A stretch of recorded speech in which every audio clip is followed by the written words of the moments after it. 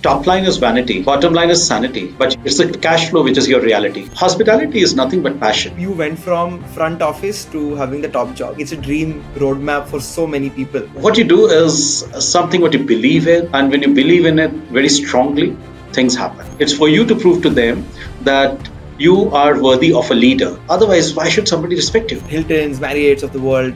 How do you create this preference from a marketing standpoint? It's really hard then to differentiate beyond a point. Everybody's saying, I'm giving you the best experience. We have to also look at the elasticity of the market in terms of demand, supply.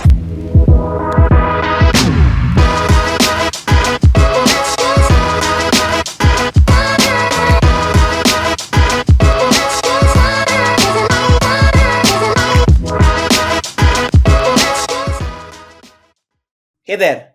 Welcome to Marketing Mavericks with Indiefolio. Today we have Vinesh Gupta with us, who's the general manager of The Den. Vinesh comes with over 3 decades of experience in hospitality. So we understand from him as a leader, how do you leverage marketing to get more sales, get more customers? We talk about the harsh realities of running a hospitality company and how you can actually make your hotel successful. A lot of advice for founders building in this space and a lot of marketers who would like to work in this space. Thanks a lot for your time and welcome to the podcast, Vinesh. Hi, Kavan. Good to see you again. I'm so excited that we've got a GM who essentially has a bunch of functions, including marketing, under them. Come in and share their insight. You've been in the hospitality domain for 3 decades, 3 decades, to be and precise. you started at the front office, and you've become a general manager now multiple times in multiple large chains. Can you tell us a little bit about why did you choose this industry as a focus area? Having been exposed to hospitality, hotels, and restaurants from a very young age, where I used to go when my father or when my family used to entertain guests or, we used to go out. I always used to develop a very interesting fascination towards those crisp white linen restaurants, tip top service. You would suddenly find that if somebody drops a knife, everybody's looking at you, what happened? Sort of a real old style fine dining service, cloche service. And I used to say, wow, what a life these guys lead. And I recall when I was doing my 12th grade, and I told my dad that apart from engineering, where I was interested in, I've given this exam as well. I'm not sure he was too happy with me, but he supported me. He knew what it is all about and everything. And that's how my journey into hospitality began. A lot of times, we tend to change our profession or we tend to change or do a course correction while we are studying. But for me, it was amazing because this is probably one of the very few courses where you don't have to study. So you can imagine at the age of 18, or somebody tells you 17 and a half, 18, that you don't have to study, but you have a career. What else do you need? Yeah, it's no regrets. I always enjoyed every bit of it.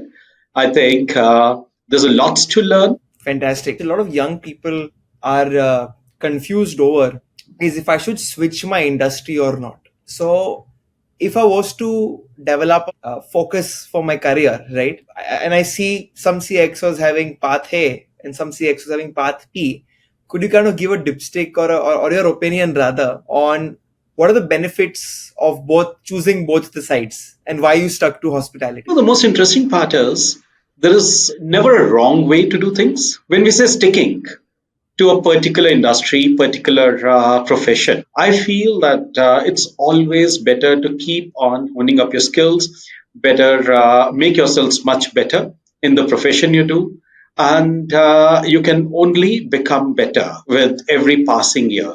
Hospitality is nothing but passion. What you do is something what you believe in, and when you believe in it very strongly, things happen. And we're dealing with nothing but human behavior.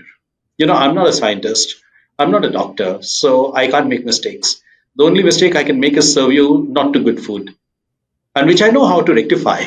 So, I'm not playing with anybody's life. That's where the passion comes in. You mentioned that a lot of times people get chances to change, switch careers, make moves, go into alternate slash allied professions. It's very lucrative. And all of us get chances to do that. I would not be wrong in saying that I had multiple opportunities to change. from mall management to hospital management to everything. The reason or motivator for people to move is money. I somehow felt that was not my motivator. My calling was not just the financial gains. My calling was what I do the best, I should be there. And that's the reason I stuck to my industry. Whereas, as I said, there's nothing right or wrong. It's your choices, it's your thought process. Retention for any business is extremely critical. If you've got Yeah. repeating revenue from the same customers, that shows a signal of brand affinity, brand affection, and just general brand love. But in hospitality, it's a very glamorous place, right? People love to have their own hotel, their own restaurants, Yeah. and that's where many people open these things, but very few succeed. I'm obviously very curious about various businesses, and this is a pretty sexy business. And I've asked people, who either are operating in it or have operated in shut shop, and what they told me is, when you enter a hotel, you're probably going on a Friday or a Saturday night. You'll see it full, happening, and always fun. But it's the Tuesday 3 p.m. slot, right, where my ACs Yeah. are on, my staff is there, and nobody's in the room, right? So that's where you realize that 80% of the time I have to deal with kind of, solving for that, which a general customer does not. And that really was a very interesting point, which I actually took up. And I wanted to ask you that, how do you solve for retention in pockets of low supply, right? During holidays and weekends, Yeah. of course everything is full, but what are the strategies you leverage? And if you can even highlight specifically some marketing strategies you leverage to get more people in these low times. Though we may be primarily a very strong luxury business hotel, but there are days, there are times, there are valleys when I have to fill up. I fill them up with leisure travel, staycations, come up with concepts in staycations. Like, for example, if somebody tells me, hey, listen, why don't you come over and stay overnight for a staycation? I say, okay, where do I keep my dogs? Mm. Some people say, how do I travel with young kids? So basically, we create niches where we say we attract and we want all those clients. Will solve your problem. Then we have to also find there are times when it's important to have certain set of business which may not be yours also. Yes, I know that I'm a luxury business hotel, I'm a luxury millennial hotel, but that does not mean I would not welcome anybody who's not a millennial. He may or may not understand, but again, we it's our job to make the customer understand who we are. The bucketing and market segmentation is very important. We do that. The other thing is where people forget a lot of times is that we have to also look at the elasticity of the market in terms of demand, supply, paying parity of the customer. But at the end of the day, your business should be fairly inert from all these changes. That's the reason why even during a pandemic, during Corona, we never shut for a day. There were months where we made money. We lost a lot, but we made some. The whole idea was how you can pair your losses, how you can minimize the outflow, how can you maintain your cash flows. One of the reasons why a lot of business suffer and shut because they do not understand a basic that it's all about your numbers. Like I always say, top line is vanity, bottom line is sanity. But it's the cash flow which is your reality. Wow. I may make crores of rupees, but they're not in my pocket. What's the fun, yeah? I mean, I need to have cash flow also. The more I learn about business, the more I realize, it's all about the cash flow. You went from front office to having the top job, and I think it's a dream roadmap for so many people. What do you feel are those things, those skills, those leadership skills you developed, in your career, which have kind of help you reach where you're at right now? If you could just give a maybe leadership download or a masterclass. To map my career journey, I started my life as a butler, moved into front office, moved into management, and that's where I am today. One of the most difficult times was when my senior at work, had to report to me. It suddenly changes the paradigm that somebody who you called sir, somebody who you respected and did odd jobs in the college. You know how it is in the colleges. Right. And then suddenly he has to report to you. And this was one of my most amazing leadership lessons. You had to make somebody work for you who was senior to you, and you worked for him. And there I realized it's all about human emotions. It's all about dealing with people in the right perspective and motivating them that we are a team. It's not about you and me, it's about us together. And let's achieve the results. And especially when you change jobs, when you are in multiple hats, when you are donning the same hat in different organizations, is that you understand the people better. And it's not for them to prove to you that they're worth you. It's for you to prove to them that you are worthy of a leader. Otherwise, why should somebody respect you? It's the easiest thing to call yourself CEO, but it's the hardest thing to make people believe you're actually one. True. It really goes beyond the title. Your ability to deal with people is an extremely critical point. How do you really be in places where you can actually get recognized, right? Because that's also very important. So when if you can give some advice as to, you went from like really various ranks of access. So how is it Right. that you were able to signal to the right person about your merit and actually grow? Honestly, you don't need to signal. Your work talks for yourself. My basic mantra had been that I should be able to do my boss's job without being stupid, without trying to be a threat to my boss. If I'm able to do his job, I'm learning. If I'm learning, I'm growing, and people see that I'm able to do that. So climbing up the ladder, it's challenging. It's not a piece of cake. If you do just your job, you cannot climb up.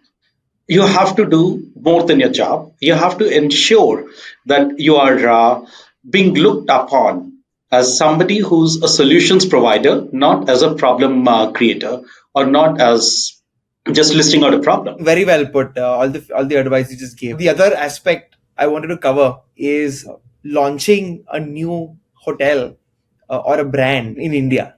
You've been part of many international chains who've come to the country. Could you kind of give an idea about what potential are they seeing in India? Why are they opening it? And really, what factors do they assess before launching a particular hotel in a particular location? There's a lot of research, there's a lot of discussion, there is a lot of work which goes behind that. And one thing which has come up very strongly, and it is not from today, but from the time when we started liberalization, was that the size of a market, the sheer market size is huge, and we have an undersupply in every segment of hotels when we talk about hotels. To answer your question, when we do all these, let's say researchers, that whether the brand will be successful or not, the brand has to know its own value systems, its own ethos, its what does it stand for, and then if the brand believes in that, India definitely has a market. That's why if you see most of the brands, they take India as one of the case studies to be, launched and to be here. Whenever you look at hotels, there are these stars which label the experiences, right? 3 star, 4 star. Now you also have 5 star chains which also have variations with them, right? Like it's like a 5 star cheap, 5 star ultra luxury, etc. Yes. So could you kind of give a download, on how how the hotels are really aggregated and what really makes a luxury experience? Interesting answer for that is the star ratings are given by government. We have Federation of Hotel and Restaurant Association of India under Department of Tourism. Personally, I do not believe in star rating at all. And in fact, for the longest, till the time it was necessary for certain, I would say, regulatory issues, I did not go for the classification because luxury cannot be defined by this star classifications. And star classifications are usually, as I said, it's templatized. And luxury or service can never be templatized. It's all about your own finding. It's all about who you are and how well you do it. I can never forget a small shop next to the Oberoi Grand in Calcutta at Esplanade, where I had the best mutton kosha in my life. And I'm not a Bengali. Right. So I can never forget that. Today also, if I go, I'll remember that that's luxury for me. I cannot forget a guest who was paying 1,200 euros a night in one of the resorts I worked for, dehusking a dried coconut And he was some 70, 75-year old at that time, and I was hardly 30, 31, 32. So I went running to him. I said, "Give it to me, sir. I'll get it done and send it to your room." He looked at me. He said, "Son, do you have kids?" I said, "No." He said, "You would not understand the joy of dehusking and giving it to your grandson. Superb. That's luxury for him." When we talk about hospitality, hospitality is all about creating memories. That's great. If you can kind of take an example, right, where when you look at where you're at currently, you were also part of a lot of international chains, and obviously, I think the larger international chains have a better brand preference or more penetration generally, Yes. compared to, let's say, where you're at today, where you would still feel that more brand building needs to be done. It's comparatively a new brand, etc. So let's say if I'm building or I'm rather a marketeer in a hotel which is competing with the large global names, right? Your Hiltons, Marriotts of the world. How do you create this preference? Because one would imagine from a marketing standpoint, it's really hard then to differentiate beyond a point, right? Where everybody's saying, I'm giving you the best experience, the best Yes. memories, and every big five-star has those amenities which you anyway just expect. I'll give you a very interesting small example. You see this? It's golden in color. I can't see much. It's Yeah, it's the Den logo. it's a Den logo. I just saw. Sorry, I just No, no, that's fine. This is our icon. uh, Usually, people always, in any place you go, there are big, big name tags. We also wanted to have it. People talked about it in our organization. So when we were discussing, we said, no, no, I don't want to be known as a name tag. My name is right behind, which you can't even see that. If my service is good, you would come close to me to read the name, and you would always remember that. So the umbrella is the den, the icon. I'm a part of it. When you ask me what differentiation do you do? Again, when you said in a crowded marketplace where the biggest of the brands are there in my hyperlocal market, in my micro market, in my city, which is Whitefield, Outer Ring Road, Mahadevpura slash Bangalore. How do I make a difference? Everybody's giving a good service. Everybody's giving a good brand. Everybody's got equal or equivalent, if not better, product.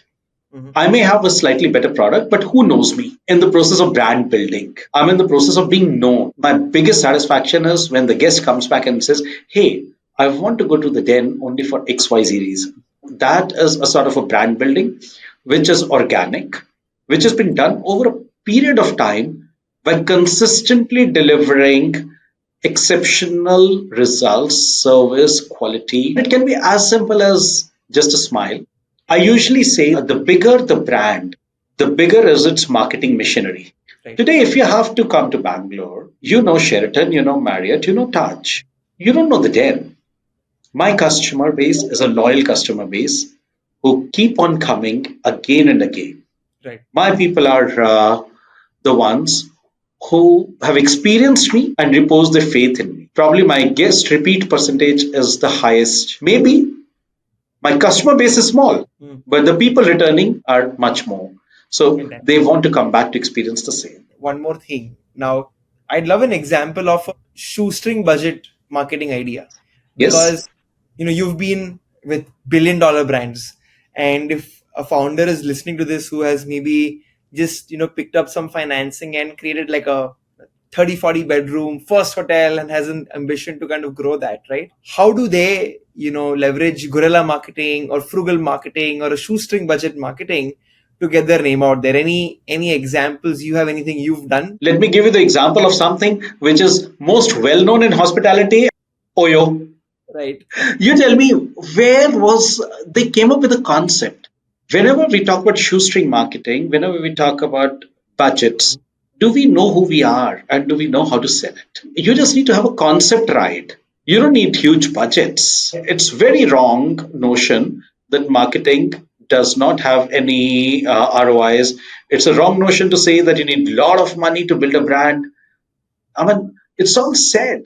These are all your mindsets. There are so many examples in retail where the brands have been created without any money being spent. The Right. most important thing is to find your niche right and then just get onto the act, spread the word. A very interesting way you solve the problem of, I believe, taxi drivers not knowing where their place Yes. is. If you could kind of unpack that and give an example of what was the challenge and which brand it was and how you ended up kind of tackling that, would be really helpful. You have to excuse me only for one thing. I'll not name the brand. So this brand was coming to India. They were launching the first hotel in India. And that hotel was not a new build. It was a renovation slash refurb, a hotel with a legacy. Now, when you do that, you have two jobs at hand. One is to undo the legacy, and the second is to create your brand value. The biggest challenge was people in that region would not be able, they were not able to pronounce that name of that brand very well.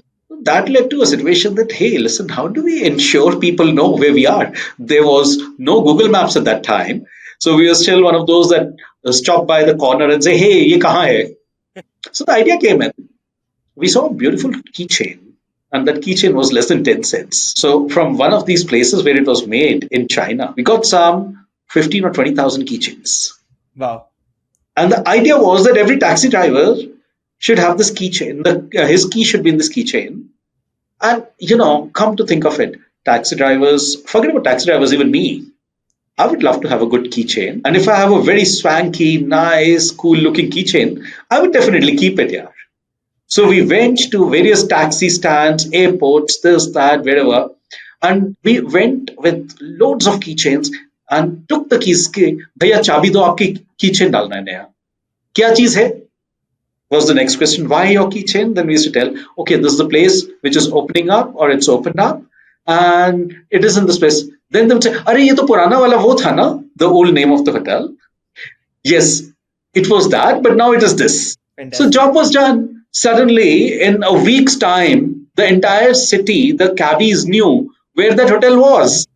So I think that was a very, very, I would say, that's a guerrilla marketing. That's something which we spent nothing. I would say telling who you are is 4 rupees. I love these ideas, right? Because you always think that you need to throw money at problems, especially in marketing. But it's genuinely about being very deep about understanding your problems. So, IndieFolio is a network of creative people, founders of creative agencies, and a lot of independent consultants. We essentially exist because we saw that brands have a lot of pressure on content creation today. Initially, advertising's content stack was you do an ad or an out of home or a print ad or a radio, work's done. But today there are so many more shelves to put your product on.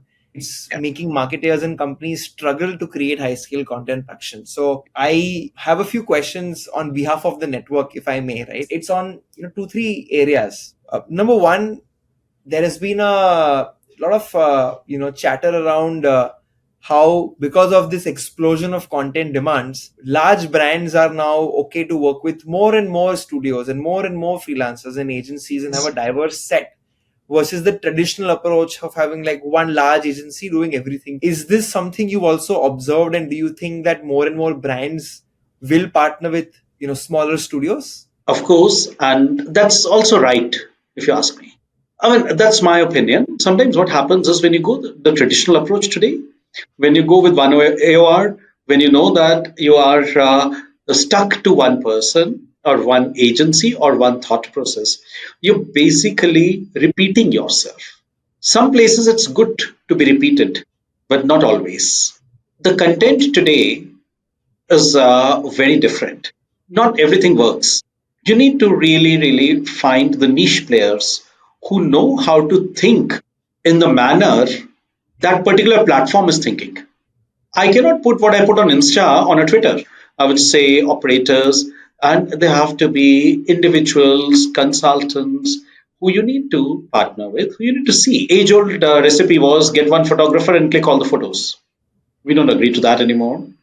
A person who knows how to take a food photography cannot take the photography of the beverage. The person who knows the beverage photography cannot take the architecture. Person who knows architecture cannot do lighting.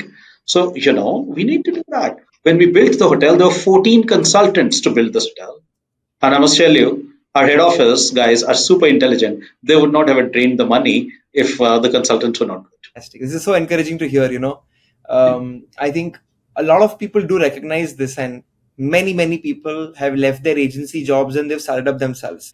Yeah. Now, there's also been an explosion of these studios and agencies over the last few years, and To be honest with you, a lot of clients tell me there's a lot of clutter. Yeah.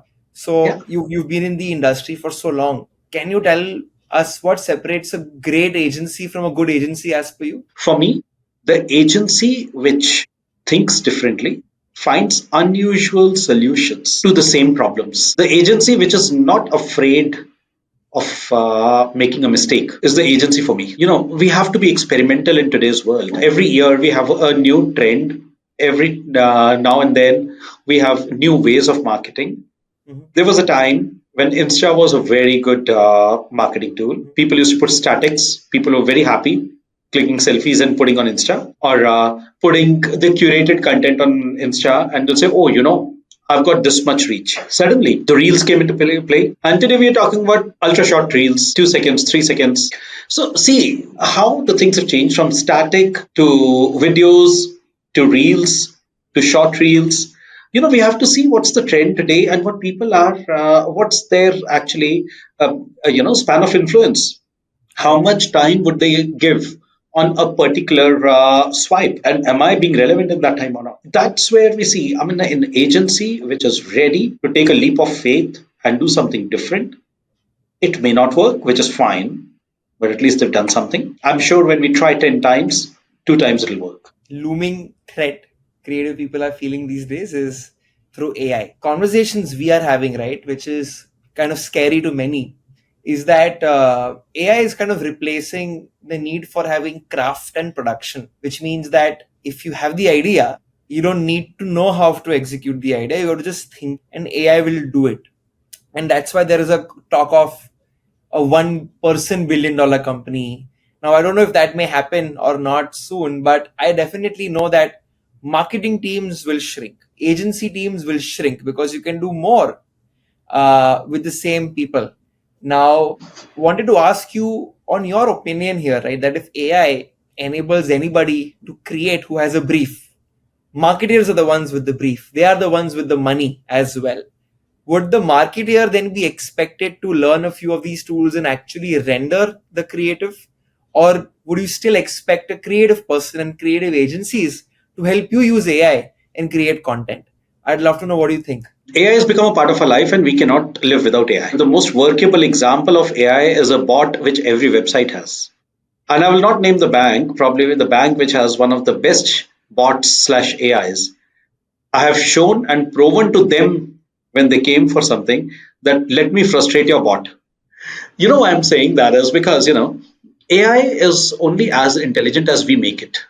Second thing is today, let's say if I have to create something, example, a Hawaiian festival, a Hawaiian theme, Hawaiian food, I have 1,000 square meters of lawns, I have 100 seats inside, kindly create an artwork for me. Even upload a picture. So this is a picture of my place. And they would do that. Okay. Do they know what actually I have in my mind? No. Do they know? Do they have the touch and feel of the place? I'm talking about my place only. I'm talking about hospitality. It's as simple as that. When you go shopping vegetables, you touch the vegetables and you pick and you choose. Why? All of them are good, no? You go to a Tesco, everything's supposed to be the same quality. You go to Waitrose, every piece is supposed to be same grammage. Why are you touching and feeling? My business is also about touch and feel. My business is about knowing the place, Mm. which machines cannot understand. Machine language can create something. Well put. Let's say I'm a marketer, I'm really excited by hospitality, but I want to be on the frontiers of hospitality. What are some emerging growth areas in hospitality according to you, especially in India? If you would like to share anything which excites you. See, something which I feel has a lot of potential is tier 3, tier 4 cities, religious tourism. It's surprising to see how 62 crores and still counting have visited to take a dip at Kumbh. I mean, it's maddening numbers. We're not talking about millions, we're talking about billions of people there. And I was just thinking, if I was there just selling a cup of tea, and if I would have sold 1 crore cup of teas, I would have made at least 10 crores by selling tea. So, coming over to hospitality, yes, the major growth or the major focus areas are smaller cities. They have a lot of potential, but they have no recognition. You know, that is where, though we may defame or say whatever. But when Oyo came, Oyo spotted that opportunity, and that's exactly what they did. They say, we'll give you standards, the basic standards. That the bed sheet should be clean, the bathroom should be clean, there should be two towels in the room, there should be XYZ. Sell it for $1,000. Listen, today, $1,000. I don't even know, when I go down and pick up a pizza, that will be more than $1,000, and I can stay in the room. So that was the opportunity. Coming over to, I would say, luxury, very offbeat locations, very niche, I would say, service levels is something which is selling like hotcakes. And it will always. There is no dearth of people who want to spend big bucks. That's the type of niche market, which I find there's a lot of demand, and especially for a newbie, for anybody who wants to try their hands on the hospitality. Very exciting areas which you just highlighted. So thanks for that. I think brings us to the end of the podcast. As a parting thought, I want you to kind of just add one last piece, right? If I want to build a career in hospitality and I want to become a CXO one day, what's the advice you have for them? Work hard. I always say that the first 5 years of your career define who you are and how you will be. It's not an instant gratification that you come out of your college and you'll immediately land up into a very fancy job. You would not be in a fancy car in a fancy situation. But yes, if you have a passion, 5 years is enough to define your career. It is a very good profession today. It's underrated, often misunderstood. People think people have their own thought processes about a profession, but I must say that if you look at it, it's a very meaningful job. It's a job which you can make a difference in a lot of people's life. It's not only about making a difference in the lives of your customers, but it's making the difference in the lives of your team members, stakeholders, working together with them. This industry gives you a lot of freedom. Which industry would say, actually go over to the villages, pick up the produce, come and cook something different from there? That's how the farm to fork came in. It's the place to be in. Thank you so much, Vinesh. I hope you had a good time. I learned a lot. Hey, it's always a pleasure, Kavan. It's interesting to speak to you, and I really love your energy. Right back at you. I think if I'm able to maintain this for the next 30 years, I'll be very lucky. For everybody who's tuned in, thank you for being with us. If you'd like to hear another leader, please like, share, and subscribe. A new episode will come out very soon. Bye bye. Thank you, Kavan. Bye bye.